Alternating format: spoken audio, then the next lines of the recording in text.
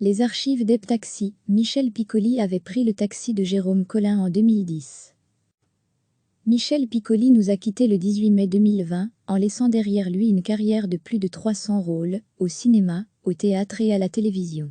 Il a tourné avec les plus grands, Buñuel, Godard, Ferry, Sautet, Rivette et Moretti, Degré, Lire aussi. Michel Piccoli est décédé, il était l'un des derniers monstres sacrés du cinéma français, mais il n'avait pas du tout la grosse tête, ni l'ambition de devenir un monstre sacré. Au contraire, à l'époque de l'interview, il avait toujours envie de travailler en marge et se targuait de choisir des films qui n'ont rien pour séduire les foules. Il le prouve dans cette longue conversation qu'il a partagée avec Jérôme Collin dans le taxi en 2010. Retrouvez l'interview intégrale, sans coupure, enregistrée en 2010, dans les rues de Bruxelles. Retrouvez l'émission Heptaxi sur Ovio. Michel Piccoli nous a quittés le 18 mai 2020, en laissant derrière lui une carrière de plus de 300 rôles, au cinéma, au théâtre et à la télévision.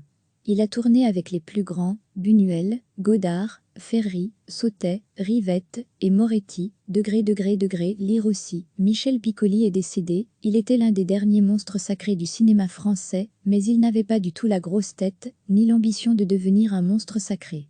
Au contraire, à l'époque de l'interview, il avait toujours envie de travailler en marge et se targuait de choisir des films qui n'ont rien pour séduire les foules.